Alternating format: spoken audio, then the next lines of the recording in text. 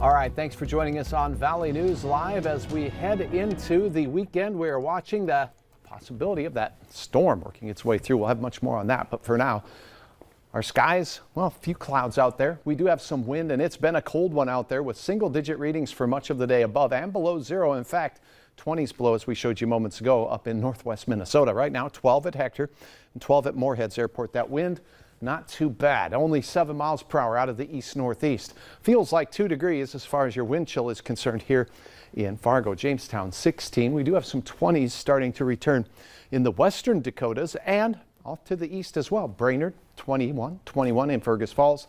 And take a look at this as we head into the evening hours.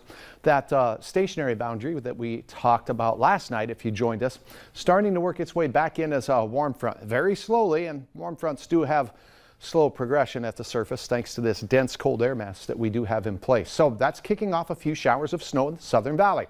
Richland County down into the Roberts County area of South Dakota and Sisseton. Starting to see a few flakes show up on the radar. Nothing too heavy out there, but a layer of slippery on your sidewalks a possibility.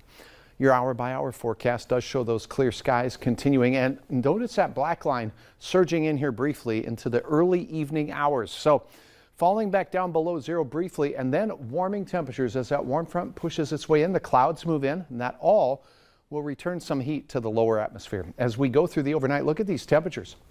This is 7:30 in the morning. We're warming things up in many locations. So steady to slowly rising temperatures across the area through the overnight with breezy conditions in the morning. Where you see the green arrows here, we could have some winds upwards of 15 to 25 miles per hour.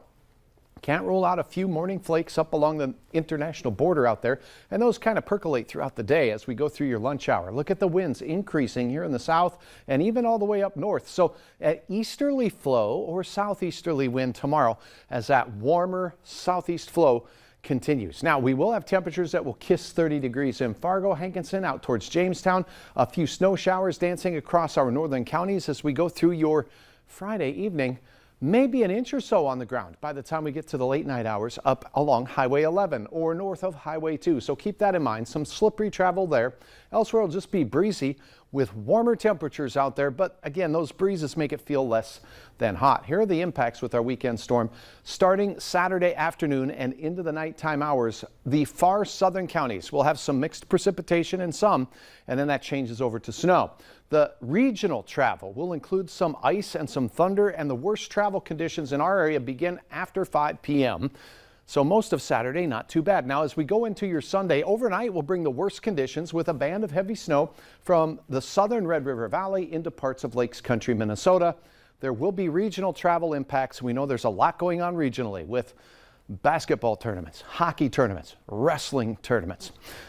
This is a photo from Jane. Look at that frosty, delightful photo from the Breckenridge area and Moorhead. Thanks so much for sharing your photo. Here's a look at your planning forecast. A warmer one on Friday. We stay in the 20s as we go through our stormy weather system with quite a bit of wind here. Most of the snow impacts will be south of Fargo right now. It does not look like Fargo will see more than maybe an inch or two of snow. And this system could still change and slip completely south of our viewing area.